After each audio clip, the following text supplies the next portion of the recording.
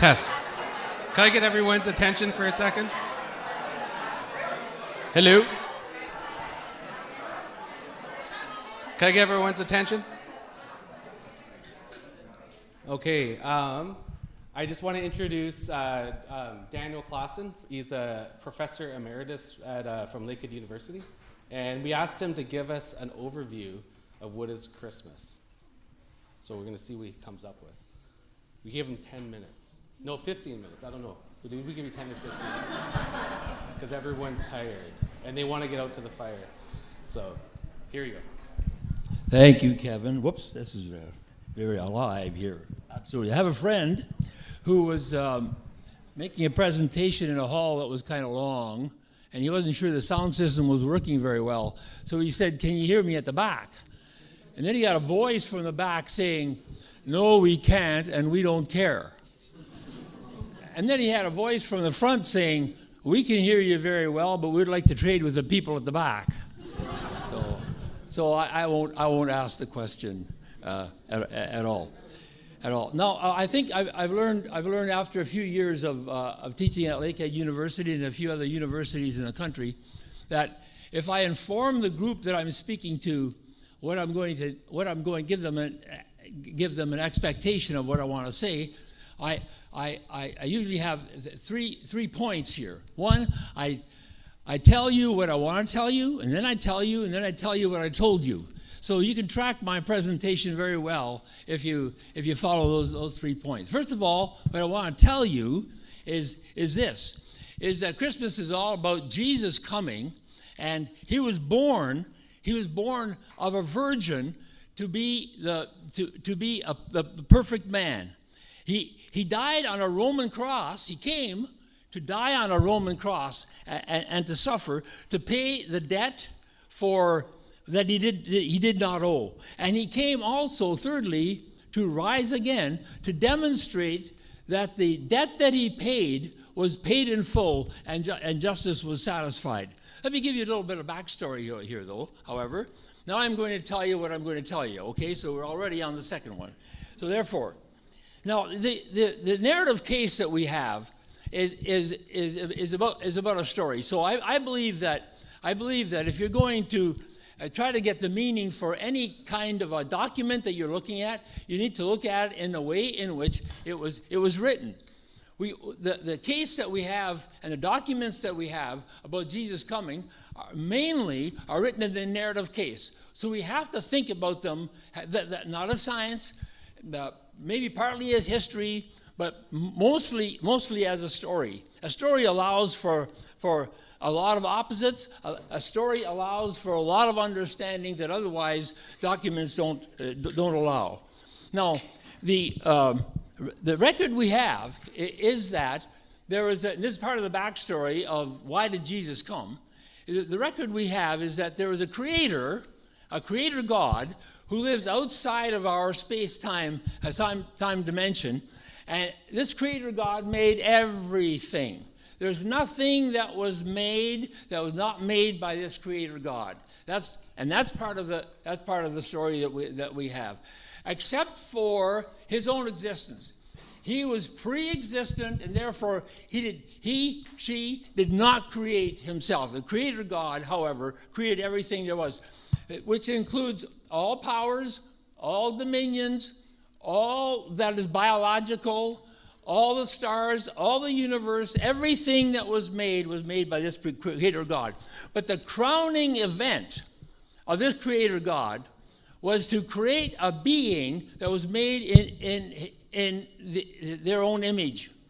And the reason for the creation of this crown event of creation was that the creator God wanted a relationship with individuals that had capacities in the mental, capacities that were moral, capacities that were social, in other words, to connect and engage with others, and also capacities that were spiritual.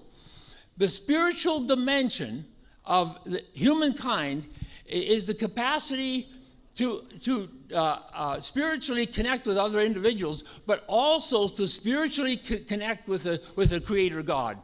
And in that way, the reason for the creation of humankind was that the Creator God wanted to connect in this soul, spiritual way, heart, mind, in every capacity that the human being had. He wanted to connect with human beings. So that was the purpose. The purpose of the crowning event of creation was to create a being with whom the Creator God could have a relationship. However, as the story goes, then came the rebellion. Because there was a moral order in the venue into which the humankind was placed, all right, and there was a choice to be made by the creatures that had been created, because they had mental capacities, they could think, they could make judgments for themselves. They decided to rebel against the moral order that was in the venue in which they were placed. Now, this rebellion against the moral order in which they were placed created a huge offense to the Creator God. The Creator God wanted relationship, and now what he discovered was that this creature that he had created no longer was interested in relationship, no longer was interested in the moral order that had been established there. Now, you and I know from our interpersonal relationships that offenses always create barriers. You know, I know that offenses always create debts. Every offense incurs a debt. That's what it is. And it's the debts between individuals that keeps them apart. So therefore, the Creator God, no different from us in that regard, we were created in His image, discovered that there was now a barrier between Himself and the creature that He had created, because of the debt that now stood between them. But he was not willing to put His purpose for creating the humankind aside. He still wanted relationship. But what do you do about relationship when the moral order is distorted?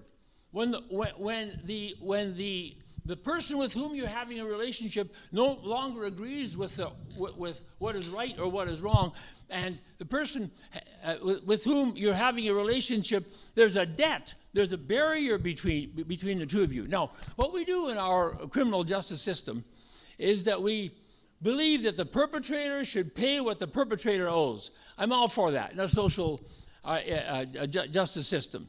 I think criminals should pay to society what they owe.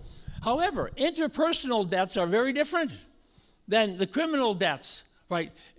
Interpersonal debts, for instance, how in the world would you come to exactly define what the debt is that a parent has toward a child that the parent has abandoned? Abandonment. What would a child agree to? Say, oh, sure, Mom, Dad, you've abandoned me, but if you pay the debt, we'll be fine. There is no such thing. Or infidelity in marriage. Who in the world is going to put a price on that? Who knows exactly? The problem with interpersonal debts is that the offender can't pay. Sometimes is not interested in paying. Sometimes, but I believe, really can't pay. The party that was unfaithful in a relationship could give their body to be burned out, but that wouldn't make the relationship well, now would it? They could give their life for the fact that they had been unfaithful, but that wouldn't make it any right either. So therefore, the God of the universe had a problem with the debt and could not expect the creation to pay, because we're morally bankrupt. We had nothing. There's nothing we could do, nothing we could be, nothing we could become, nothing we could make that ever pay for the debt that we owed the Creator, because we've moved aside from the moral order that He has placed us in, and we actually, therefore, no longer wanted a relationship with this Creator. So what the Creator did was He took the humankind that He had after they had offended Him. He took them out of the venue they were in, closed the door, locked it up, and said, I've got a better idea. I've got a better idea. You folks like to make choices, is what he said. I'm going to give you another opportunity. You can make a choice. And here's what I'm going to do. I know there's a debt between us, and I know that you can't pay the debt, and I know that justice demands that debts get paid. So what I'm going to do is I'm going to transfer the debt from you, the offender, to me, the victim. I'm going to cover the debt that you owe. And that's exactly what he did. No, you might be saying, no, that's not fair. That's not fair. Victims shouldn't have to pay for the debt that is owed by the offender. You're absolutely correct. However, what are you going to do about the debt if the offender can't pay or isn't interested in paying? But you would still like to leave the door open for the relationship. Therefore, what the Creator did was he took on the debt that we owed. And he himself, now we're talking about Jesus, he himself came down from the venue where he was at home, from outside of our space and time dimension. He came into space. He came into our time place, the home where you lived. He became one of us, and he died, and he carried the weight of the debt that we owe. And therefore, now we have a choice. He said, once the debt is taken care of, once the debt is carried, once the debt is paid for, once the debt is gone, I'm giving my creation another opportunity. And here's what they can do. They can make another choice. They made a choice to offend me in the first place. They made a choice to leave the relationship that we had in the venue we once had. But we're going to now walk into another venue, a completely new venue, a better way, where anyone who's interested, once again, anyone who's interested in a relationship with the Creator, all they need to do is to accept the debt that was paid for them on the Roman cross of Calvary, and say that debt was sufficient. The payment of that debt was sufficient for mine as well, and I would like to become a part of a relationship with this Creator God. Let me give you just an illustration of this in terms that you and I understand every day. There was a pastor in a church in Washington, D.C. His name is Myron Augsburger. You can look him up on the internet if you like and find out if he's still around. I believe he still is, last time I checked. And one day on a Sunday, he preached a message on forgiveness. Now, Washington, D.C., if you're ever interested in visiting there, very interesting place, is teeming with lawyers. There's a lawyer every second person you meet in Washington, D.C., and so therefore it's not surprising that this pastor, Myron Augsburger, he had some lawyers in his congregation. Well, this lawyer by the name of Leslie was leaving the church that day, and as he was leaving, he was shaking hands with the pastor Augsburger, and he said to the pastor, "Didn't like your message today." He said, no. Leslie said, "In my courtroom, the perpetrator pays what the perpetrator owes. And it's not fair," he said, "that the victim has to pay what the perpetrator owes." And so Pastor Augsburger said, "Hey, why don't we have lunch this week? I think we need to have a chat about this." Sure enough, on Wednesday they met for lunch, and they were having a good time. And Leslie, the lawyer, once again, he was arguing that it wasn't proper that the perpetrator would get away and that the victim had to pay in order for the relationship to be reconciled. So Pastor Augsburger said, "Leslie, listen, I know where you're coming from, but he said, do you have a real heart-soul friend?" And Leslie said, "Yes, I do." And so Dr. Augsburger said, "And have you ever offended this friend?" And he said, yes, he had, and his face turned red. And by that time, they were eating dessert, and the dessert fork went off to the side, and Leslie, his eyes turned down, and he said, "Yes, indeed, I have very much offended This best friend of mine is my wife. And he said, and I've been unfaithful. And then Dr. Augsburger said, what's your relationship like today? And Leslie said, it's never been better. And Augsburger asked his last question, and he said, who paid? Who paid? And Leslie made his last statement. He said, she paid. She paid. We know it isn't fair that the victim ought to pay. But if the victim believes the relationship is worth it and wants a relationship, as even God the Father, as even God the Creator believed, the relationship was worth it. It was the point of the creation of the human race, for relationship. And therefore he paid. So here it is. Here it is. Here's the invitation. It's still there for us today, even today. He still wants relationship with all of us. And all we need to do, anyone who wants a relationship with the great Creator God, all they need to do is accept that the payment that was made by Christ on the cross was enough to cover our own offense. And we enter into a relationship with the Creator of the world. So once again, I'm going to now tell you what I already told you, and that is, what's Christmas all about? And why did Jesus have to come? He had to be born of a virgin because the sacrifice had to be good enough to apply to justice. And secondly, he had to suffer and die in order to pay for the debt that he didn't owe, for those who had a debt they couldn't pay. And he had to rise again from the dead, as he said that he would.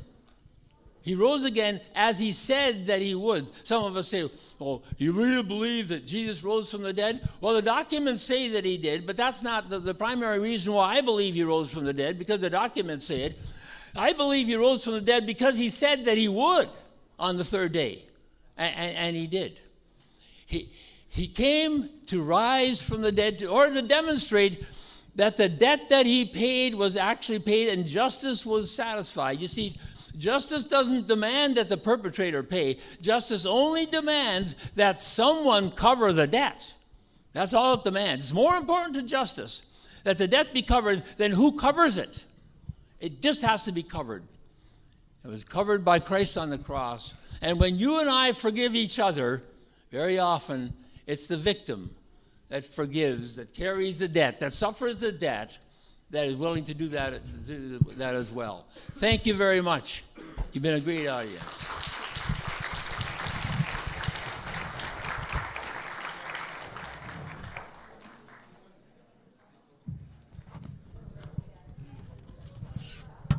Oh, just want to say one more thing. I know I've said a lot of stuff here in a few minutes. However, if anyone's interested in dialoguing, in a conversation about anything at all, I'm going to be hanging around for quite a while, and therefore we can sit down and have a chat. Thank you.